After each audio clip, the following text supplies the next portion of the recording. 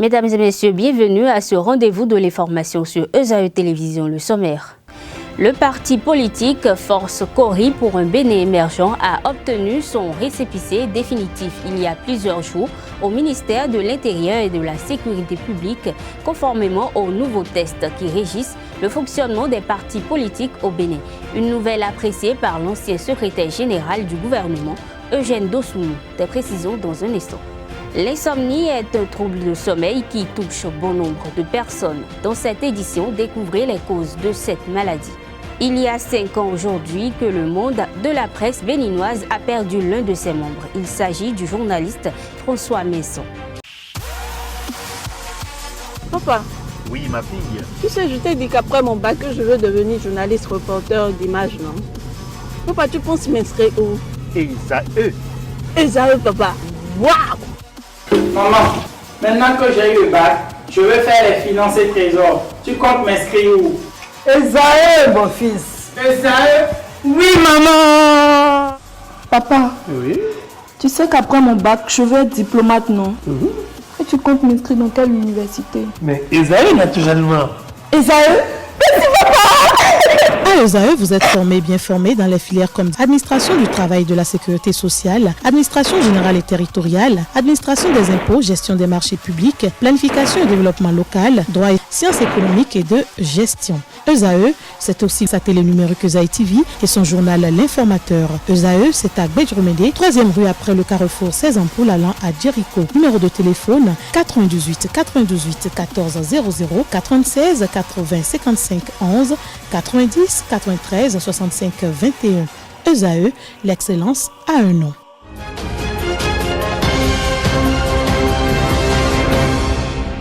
« 1er octobre 2014, 1er octobre 2019, 5 ans déjà que le journaliste sportif béninois François Messon est décédé des suites d'une courte maladie.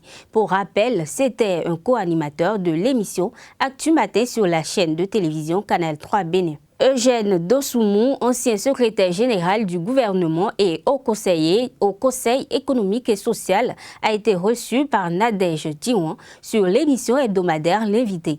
Lors de son décryptage de l'actualité politique nationale, il s'est prononcé sur la délivrance du récépissé définitif approuvant la conformité à la nouvelle charte des partis politiques, notamment du parti Force Kori pour un Bénin émergent. Une bonne nouvelle selon ce dernier. Avec l'obtention du certificat de conformité par le parti Les Forces Kori pour un Bénin émergent, je constate avec beaucoup de bonheur que la démocratie est en marche dans mon pays. Je note aussi avec beaucoup de satisfaction qu'il n'y a pas de discrimination a priori ou de discrimination de fait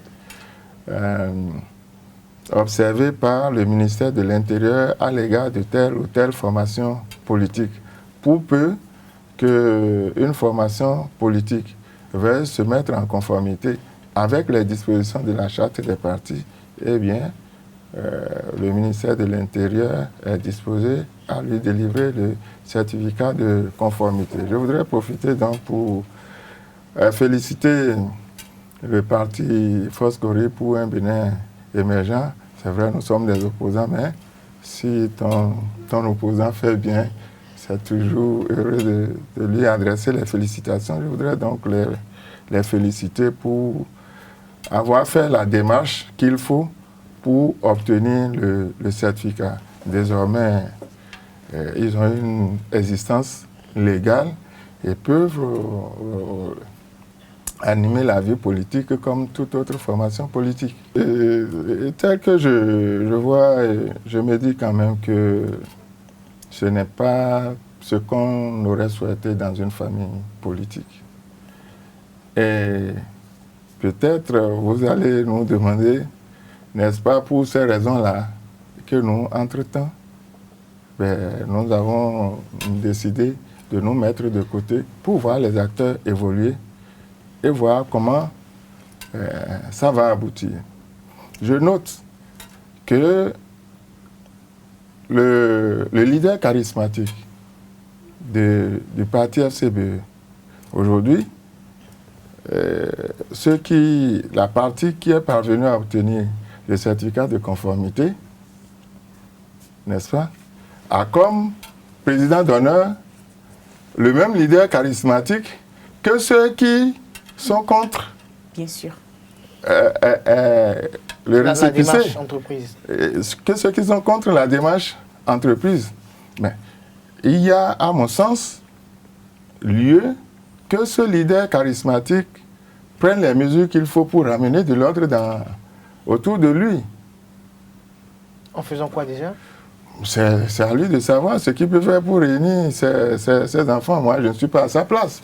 Je ne suis pas chose. Mais ce que je constate, il est président d'honneur de ceux qui ont reçu le récépissé, président d'honneur de ceux qui contestent la démarche. À un moment donné, il faut qu'il tranche. Bon, c'est vrai, on a lu dans les réseaux sociaux une réaction qui lui est attribuée. Est-ce vrai, est-ce faux, est-ce sa réaction? Bon, on n'en sait rien. Mais peut-être pour clarifier la situation, il aurait pu dire, eh bien, je suis contre la démarche qui a conduit à obtenir le récépissé. Eh bien, je ne suis pas président d'honneur de cette équipe-là. Donc, on saurait de quel parti il continue d'être président d'honneur. Mais aujourd'hui, il est président d'honneur des deux. Toujours au cours de l'émission, l'invité Eugène Dosunmu a donné les raisons de sa participation aux activités du parti politique FCBE. Il a brièvement aussi parlé de ses relations avec l'ancien président Boni Yayi. Alors, Eugène Dosunmu, dites-nous, qu'est-ce qui vous a... Vous étiez autrefois membre des Forces Cori pour un Bénin émergent. Qu'est-ce qui vous a poussé, vous a amené à vous retirer de cette formation politique? Merci beaucoup. Eugène Dosunmu, en tant qu'individu, n'était pas dans les Forces Cori pour un Bénin émergent. Les Forces Cori pour un Bénin émergent, vous savez, cette formation politique a connu des mutations récemment. Tout à fait. C'était une alliance au départ. Au départ, c'était une alliance de partis. Du fait de l'appartenance de mon parti, moi j'étais du parti Phare à Lafia. J'en étais d'ailleurs responsable. Du fait de l'appartenance de mon parti à cette alliance, bon, j'étais aussi de cette alliance. Mais au moment où les gens commençaient par se concerter pour aller vers la création d'un parti, et que mon parti d'origine, le Phare à Lafia, n'a pas été consulté comme cela se devrait, n'a pas été associé. Mais en politique, lorsqu'on fait sans toi, on fait forcément contre toi. Donc, nous, on ne sait pas ce qu'ils sont en train de faire pour aller vers la constitution d'un parti, du parti Forces Cori pour un Bénin émergent. Et le 1er juillet 2017, nous avons décidé de suspendre nos activités au sein de cette alliance. Bon, nous avons constaté, chemin faisant, que l'alliance s'est muée, enfin, est devenue parti politique. Bon, nous n'étant pas concernés par ça, pour ainsi dire, nous n'avons jamais été militants des Forces Cori pour un Bénin émergent dans son format actuel. Vous me donnez l'occasion peut-être de remercier le président Yayi Boni pour la chance qu'il m'a donnée d'avoir été un de ses proches collaborateurs. Mais ça vous avait occupé de hautes fonctions. Exactement. Mais cela n'a rien à voir avec la question d'ordre politique. Au moment où j'allais, je vais être précis, au moment où j'ai été identifié pour collaborer avec le président Yayi Boni, je vais vous dire, c'était le 12 avril 2006. Le 12 avril 2006. C'est-à-dire quoi? Le président Yayi Boni a prêté serment le 6 avril. Le 7 avril, il était au Nigeria Le 8 avril, il a mis en place son gouvernement.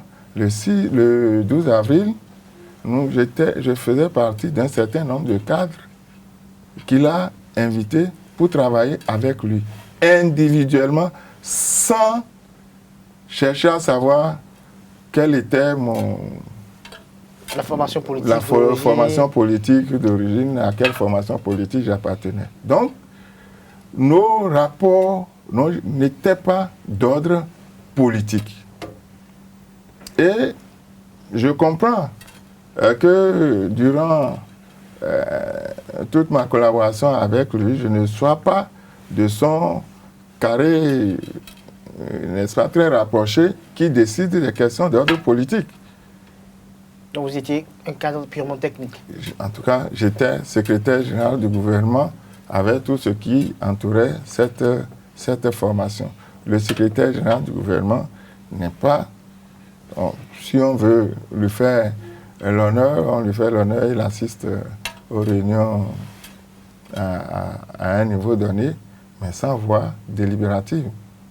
Le parking bar de Fidjrosset a offert un concert inédit aux mélomanes le samedi 28 septembre dernier. Le plasticien Doji Efui et son groupe Tuileries Urbaines ont donné un concert groove hors pair à base d'instruments atypiques fabriqués par l'artiste lui-même. Carlos Kitome était de la soirée. Voici le compte rendu.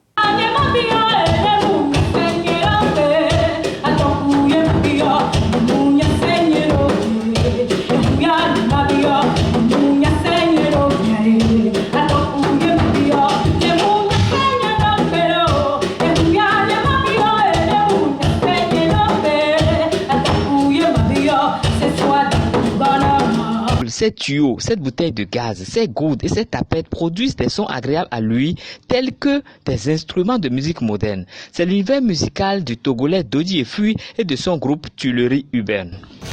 Et qui joue une espèce de hank, on va dire. Et puis Doji Efui au tubophone. Un spectacle qui a fait danser les mélomanes au parking bar de Fidjrosset suite à l'exposition d'art plastique.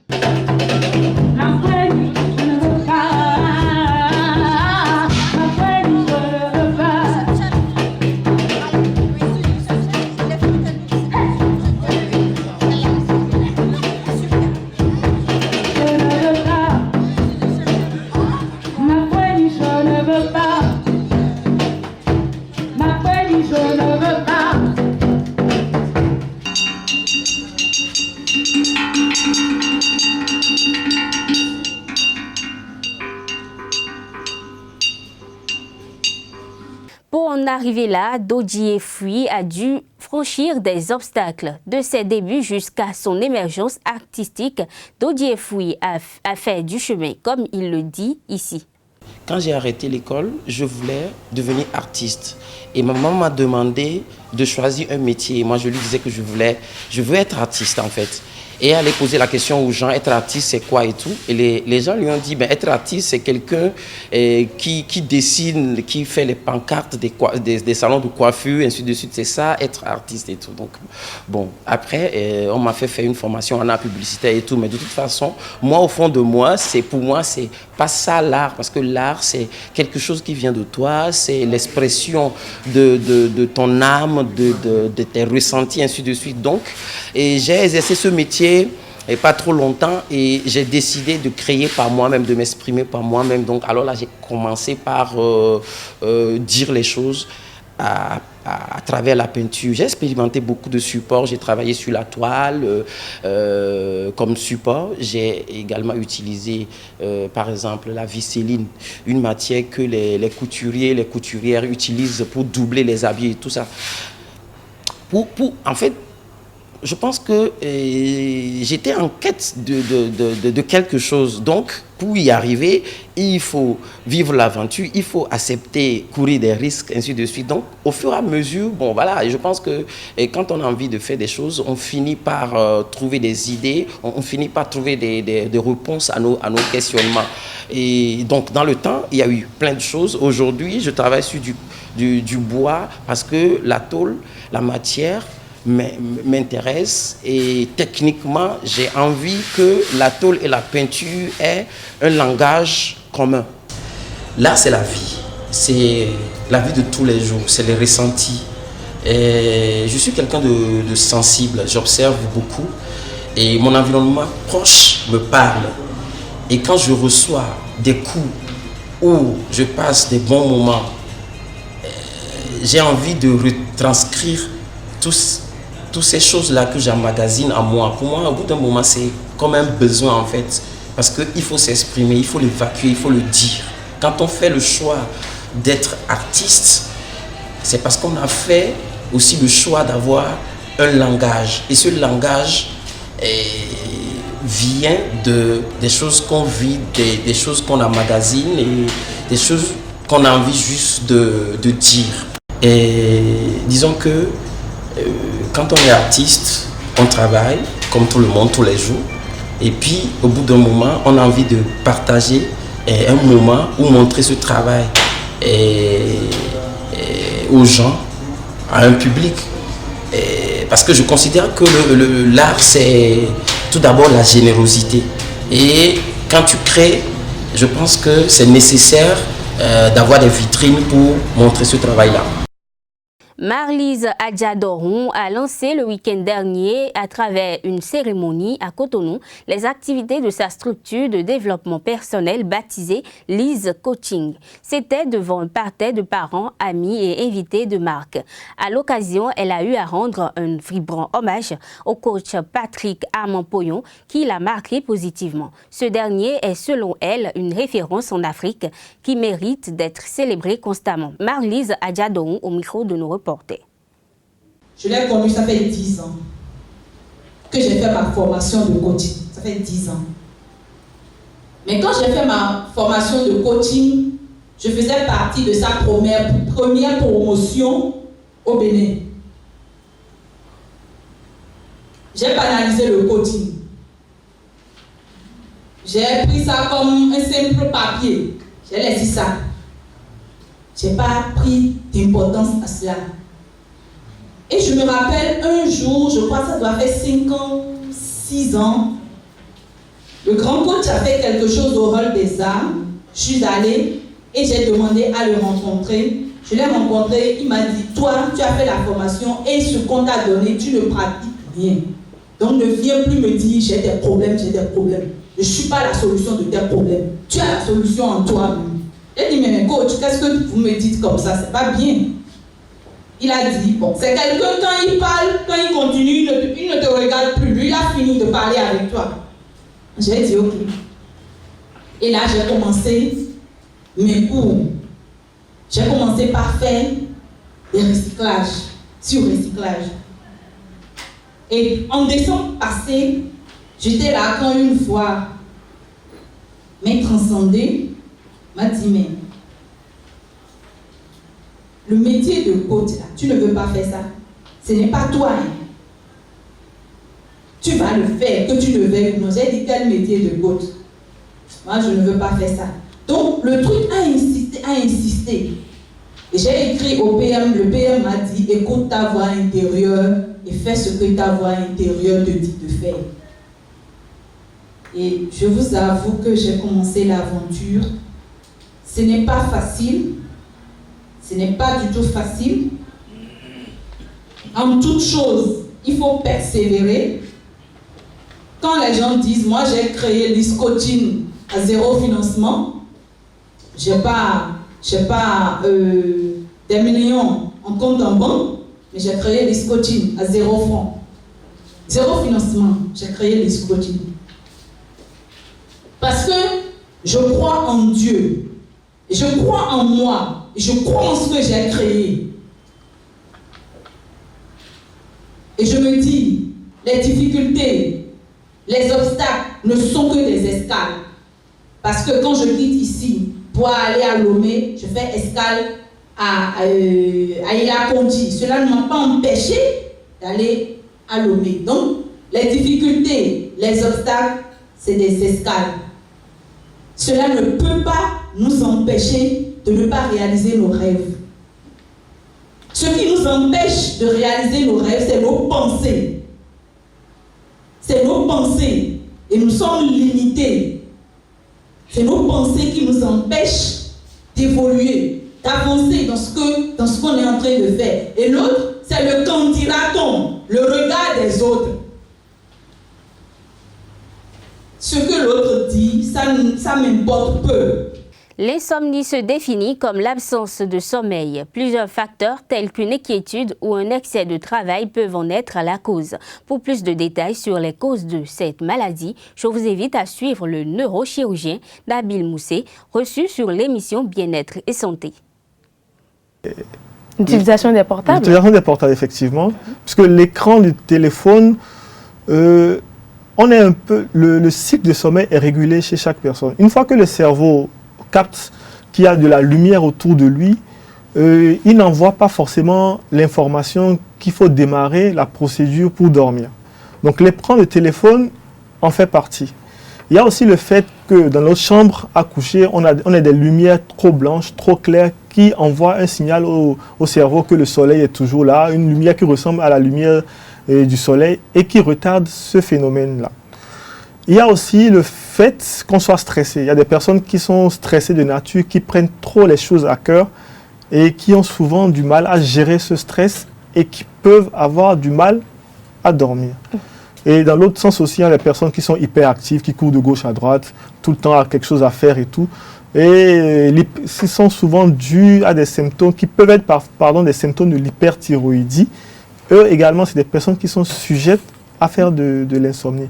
Sinon, on a les tabagiques, ceux qui abusent de l'alcool et ceux qui abusent des substances comme du café ou des drogues psychosomatiques qui peuvent qui sont des causes de l'insomnie souvent chez ces genres de personnes. Je dirais plus que c'est une maladie difficile à traiter, pas incurable. Lorsqu'on prend les mesures adéquates et qu'on les prend tôt, c'est surtout le facteur tôt. Il ne faut pas attendre que les conséquences soient très graves avant de les traiter, parce que plus les conséquences s'installent, plus difficile il est de les traiter. Déjà, éteindre nos portables le soir, c'est difficile à faire. Les marques de téléphone ont installé actuellement une nouvelle fonctionnalité qu'ils appellent lumière bleue sur les téléphones, qui permettent de ne pas retarder le sommeil. Mais bon, est-ce que ça marche? Point d'interrogation. L'idéal, c'est d'éteindre nos téléphones. On peut bien s'en passer parce qu'il y a de cela 10 ou 20 ans, ça n'existait pas. Pourtant, nos parents vivaient mieux. Dans certaines formes d'insomnie, surtout chez des patients qui sont très stressés de nature, on rentre dans un cercle vicieux parce qu'on suppose qu'à 22h, à 23h, à minuit, voire 1h du matin, le patient ou l'individu n'a pas encore envie de dormir. Il regarde sa montre, il dit, 1h du matin encore, je vais passer une nuit à ne pas dormir. Du coup, il se met une certaine sorte de pression. Et on rentre dans un cercle, après une longue journée de travail. Il se met une certaine pression et on rentre dans un cercle vicieux. Et on sait que le stress ne favorise pas le sommeil. Donc, évitez, si possible, d'avoir des montres dans vos chambres à coucher. Mesdames et messieurs, ce sera tout pour ce rendez-vous de l'information. Merci de l'avoir suivi. À bientôt.